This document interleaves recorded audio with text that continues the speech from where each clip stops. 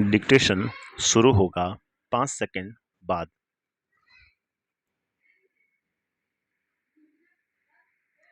महादेवी वर्मा का जन्म फर्रुखाबाद उत्तर प्रदेश में हुआ और प्रारंभिक शिक्षा इंदौर में हुई।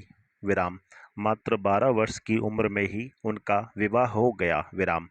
प्रयाग विश्वविद्यालय से उन्होंने संस्कृत में एमए किया। तत्पश्चात उनकी नियुक्ति प्रयाग महिला विद्यापीठ में हो गई, जहां वे लंबे समय तक प्राचार्य के पद पर कार्य करती रहीं। उनके जीवन और चिंतन पर स्वाधीनता आंदोलन और गांधी जी के विचारों के साथ साथ गौतम बुद्ध के दर्शन का गहरा प्रभाव पड़ा है। महादेवी जी भारतीय समाज और हिंदी साहित्य में स्त्रियों को उचित स्थान दिलाने के लिए विचार और व्यवहार के स्तर पर जीवन भर प्रयत्नशील रहीं। उन्होंने कुछ वर्षों तक चांद नाम की पत्रिका का संपादन भी किया था, जिसके संपादकीय लेखों के माध्यम से उन्होंने भारतीय समाज में स्त्रियों की पराधीनता के यथार्थ और स्वाधीनता की आकांक्षा का विवेचन किया है। पैरा महादेवी वर्मा के काव्य में जागरण की चेतना के साथ स्वतंत्रता की कामना है और दुख की अनुभूति के साथ करुणा का बोध भी। दूसरे छायावादी कवियों की तरह उनके गीतों में भी प्रकृति सौंदर्य के रूप मिलते हैं।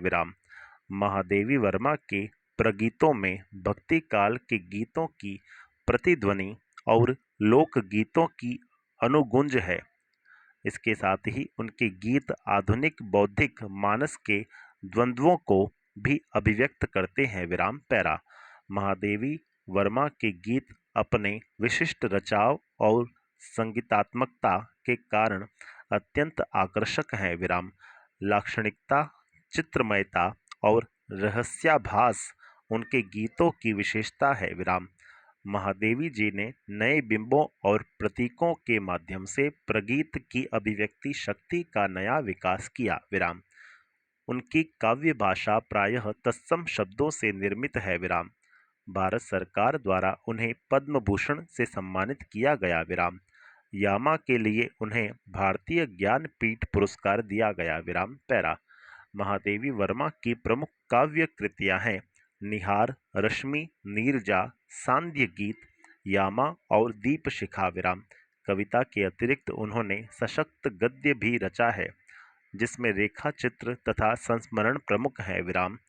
पथ के साथी, अतीत के चलचित्र तथा स्मृति की रेखाएं उनकी कलात्मक गद्य रचनाएं हैं। श्रृंखला की कड़ियां में महादेवी वर्मा ने भारतीय समाज में स्त्री जीवन के अतीत, वर्तमान और भविष्य का मूल्यांकन किया है। पैरा पाठ्य पुस्तक में उनका एक गीत संकलित किया गया है। जो स्वाधीनता आंदोलन की प्रेरणा से रचित जागरण गीत है। इसमें भीषण कठिनाइयों की चिंता न करते हुए कोमल बंधनों के आकर्षण से मुक्त होकर अपने लक्ष्य की ओर निरंतर बढ़ते रहने का आह्वान है। मोह माया के बंधन में जकड़े मानव को जगाते हुए महादेवी ने कहा है, जाग तुझको दूर जाना। जाग तुझको दूर जाना, चिर सजग आंखें उनिंदी आज कैसा व्यस्त बाना। जाग तुझको दूर जाना, अचल हिमगिरी के हृदय में आज चाहे कंप हो ले, या प्रलय के आंसुओं में मौन अलसित व्योम रोले। आज पी आलोक को डोले तिमिर की घोर छाया, जाग कर विद्युत शिखाओं में निठुर तूफान बोले। पर तुझे है नाश पथ पर चिन्ह अपने छोड़ आना, जाग तुझको दूर जाना। बांध लेंगे क्या तुझे यह मोम के बंधन सजीले, पंथ की बाधा बनेंगे तितलियों के पर रंगीले। विश्व का क्रंदन भुला देगी मधुप की मधुर गुनगुन, क्या डुबा देंगे तुझे यह फूल के दल ओस गीले। तू न अपनी छाह को अपने लिए कारा बनाना, जाग तुझको दूर जाना।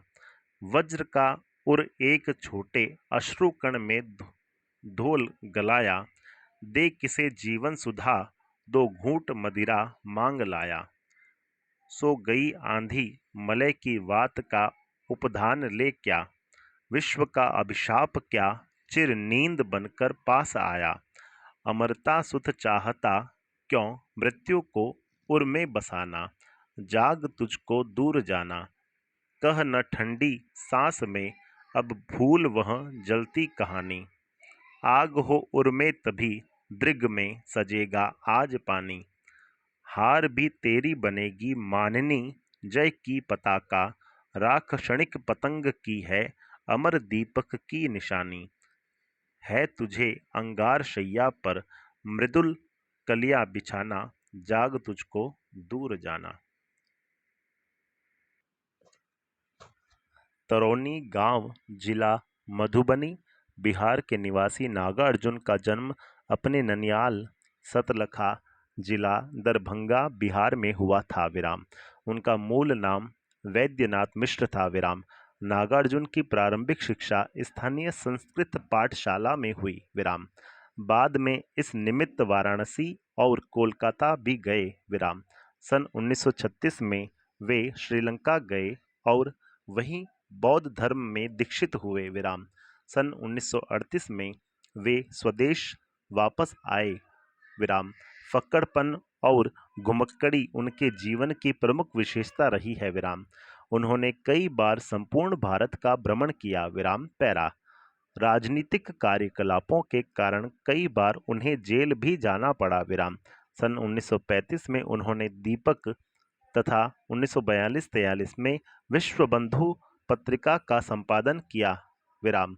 अपनी मातृभाषा मैथिली में वे यात्री नाम से रचना करते थे। मैथिली में नवीन भावबोध की रचनाओं का प्रारंभ उनके महत्वपूर्ण कविता संग्रह चित्रा से माना जाता है विराम।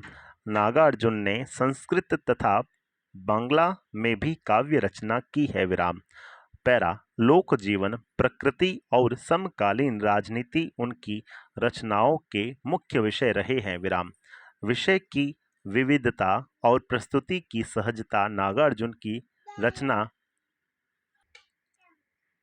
संसार को नया आयाम देती है विराम। छायावादोत्तर काल के वे अकेले कवि हैं जिनकी रचनाएं ग्रामीण चौपाल से लेकर विद्वानों की बैठक तक में समान रूप से आदर पाती हैं विराम। जटिल से जटिल विषय पर लिखी गई उनकी कविताएं इतनी सहज, संप्रेषणीय और प्रभावकारी होती हैं कि पाठकों के मानस लोक में तत्काल बस जाती हैं विराम। नागार्जुन की कविता में धारदार व्यंग्य मिलता है विराम। जनहित के लिए प्रतिबद्धता उनकी कविता की मुख्य विशेषता है विराम पैरा। नागार्जुन ने छंदबद्ध और छंद मुक्त दोनों प्रकार की रचनाएं कविताएं रची विराम। उनकी काव्य भाषा में एक और संस्कृत काव्य परंपरा की प्रतिध्वनि है तो दूसरी ओर बोलचाल की भाषा की रवानी और जीवंतता भी विराम पैरा।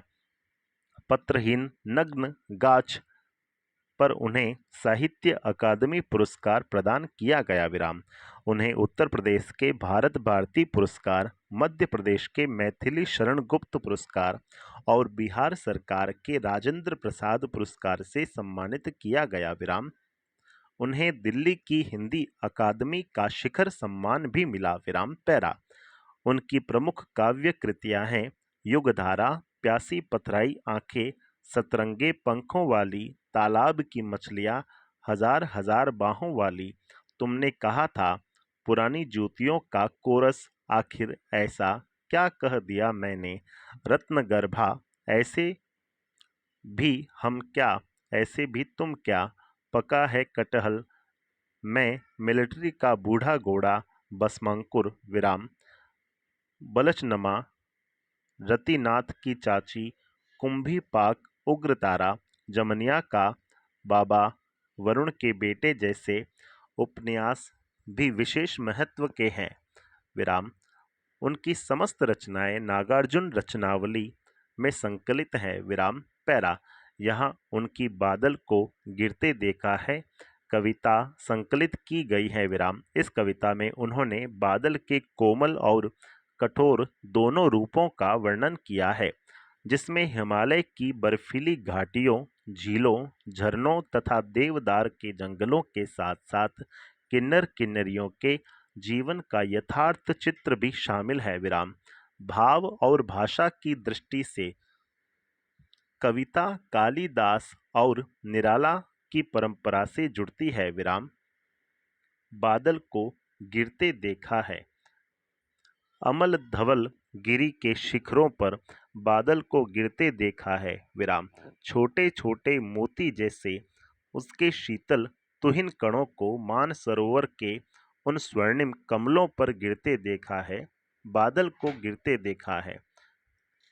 तुंग हिमालय के कंधों पर छोटी बड़ी कई झीलें हैं। उनके श्यामल नील सलील में समतल देशों से आ आकर पावस की उमस से आकुल तिक्त मधुर विसंतु खोजते हंसों को तिरते देखा है। बादल को गिरते देखा है। संपूर्ण विराम।